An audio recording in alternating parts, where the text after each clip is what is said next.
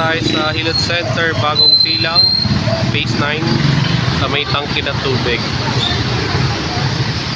Ito po yung papuntang phase 1 sa Langit Road, Palengke. Dito naman po yung papunta sa Kalayaan High School. Yan. Hilot Center, bagong silang. Tara, pasok po tayo. Para sa ano natin. Saan po yung masakit sa inyo ulit? Lakad po muna kayo. Tingnan natin kung nag-improve after ng dito. Lakad po kayo papunta dito. Dito. Okay, pakiramdaman nyo.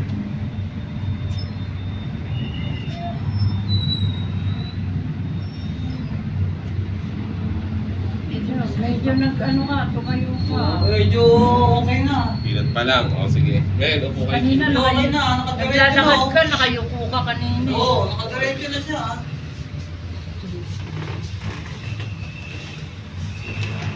Okay na yung kamay nito. Kailan po nangyari sa inyo yan? Hapon lang po nagkaroon. Ano po magto 2 weeks na po ngayon. Magto 2 Kasi weeks 1 na. week po nung ano po ako sa Thunderbird. Wednesday po yun. Kasi ma'am ay nagsumba, kinabukasan, sumakit yung malakang. Tapos nagpatok-tok na rin kayo ma'am. Ang sinabi lang sa inyo, minom kayo ng Kung po may mga Celecoxib po na binigay sa mga pain reliever, no?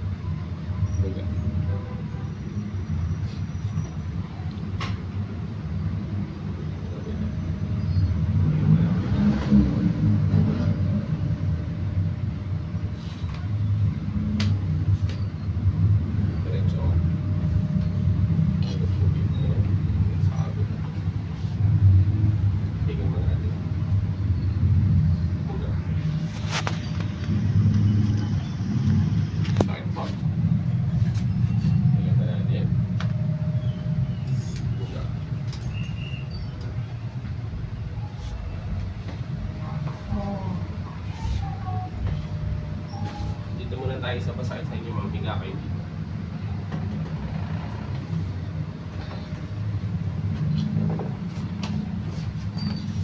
Dito masakit.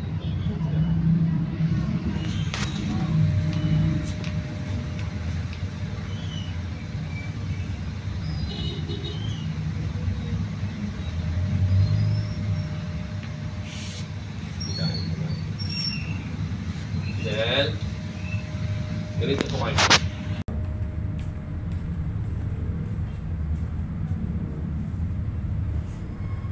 Tingnan mo na, ma'am. aray. Yun. Tumunog. Tumunog yung masakit sa'yo, ma'am? Tumunog yun. Ang lakas ng tunog. Lakas ng tunog eh. Ito po, masakit. Ito. Pag ganito mo, ma'am. Tingin malalim. Buga.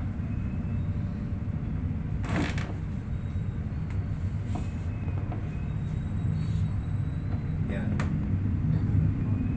Wala na masakit. 1 to 10, gano'n na nakasakit? 2. O, sige. Po tayo.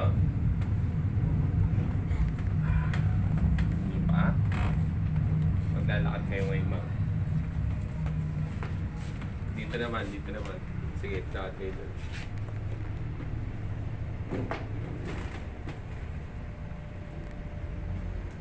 Lakad po kayo doon. Oh, medyo. Kabila. Padire-diretso ka lang. Kamusta na? Okay naman, Oo, okay naman. maganda yung lakad niya. Pero parang makirot lang. Makirot pa rin. Makirot lang. Kasi kung paano siya na-dislocate, ma'am, doon ko siya pinahin. Maganda yung lakad na. Okay na siya. Ayun, oh. Oh, nakakasumba. Pwede ka sumba. Makakapagsumba na ulit. Si Paring yan, pagka nagsumba ka agad.